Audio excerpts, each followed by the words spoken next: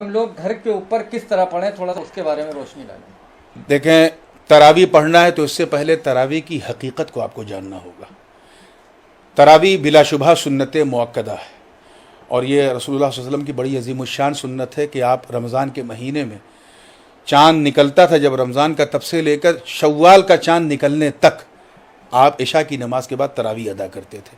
لیکن جماعت سے تراویح دور نبوی علیہ السلام میں نہیں ہوتی تھی۔ اس کے بعد صدیق اکبر کا زمانہ آیا خلافت کا، ان کے زمانے میں بھی تراویح جماعت کے ساتھ نہیں ہوتی تھی۔ حضرت فاروق اعظم کا جب زمانہ آیا تو ایک عرصے تک ان کے زمانے میں بھی تراویح کی نماز جماعت سے نہیں ہوتی تھی۔ ایک دن ایسا ہوا، یہ اسد الغابہ فی معرفت الصحابہ کی روایت میں پیش کر رہا ہوں، اور آثار صحابہ میں بھی ملتا ہے کہ حضرت عمر گزر رہے تھے ایک آبادی سے، تو دیکھا کہ مسجد کے اندر جماعت کے ساتھ نماز ہو رہی ہے۔ آپ نے دیکھا کہ اتنی تاخیر سے عشاء ہو رہی ہے، عشاء کا وقت تو لوگ پہلے پڑھ لیتے ہیں۔ تو جب مصلی سے لوگ فارغ ہوئے تو حضرت عمر نے پوچھا کہ بھائی کون سی نماز پڑھ رہے تھے، کیا تھا؟ کہا حضور ہم لوگ تراویح جماعت سے پڑھ رہے تھے۔ تو حضرت عمر ابن خطاب نے کہا کہ نعمت البدعۃ ہذہ، یہ الفاظ تھے کہ یہ بہت اچھی بدعت ہے، یعنی یہ وہ بدعت ہے جس سے شوکت اسلامی میں اضافہ ہوگا۔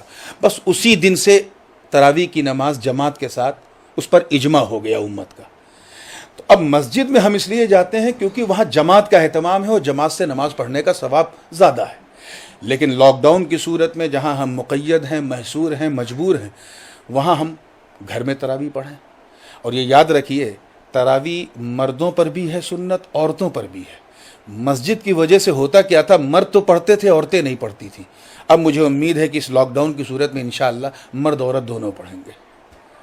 گھر کے اوپر مطلب یہ سوال ہے میرا کہ گھر کے اندر بالکل پڑھ سکتے ہیں۔ ہر آدمی حافظ قرآن تو ہے نہیں، کہ کس طریقے سے مطلب وہ اپنی اس کا طریقہ یہ ہے کہ اگر اسے 2 سورت یاد ہے، صرف 2 سورت یاد ہے، تو وہ تراویح کی 20 رکعت پڑھ سکتا ہے۔ ہر رکعت میں انہی 2 سورت کو پڑھے، اس سے بحث نہیں۔ قرآن پاک میں صاف ہے، فَقْرَؤُوا مَا تَيَسَّرَ مِنَ الْقُرْآنِ، نماز میں وہ پڑھو جو تم پڑھ سکتے ہو۔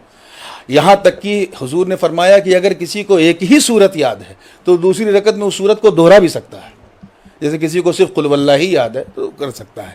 جس طرح ہم مسجد میں جماعت کر سکتے ہیں، ہم اگر ہمارے گھر میں کوئی حافظ ہے اور 2-3 کم سے کم 2 مرد اگر ہیں اور نماز پڑھا سکتے ہیں، تو گھر میں بھی ہم تراویح کی جماعت کر سکتے ہیں۔ جماعت کا مسئلہ نہیں ہے، یہاں مسئلہ ہمارے لیے مسجد ہے کہ ہم مسجد میں نہیں جا سکتے۔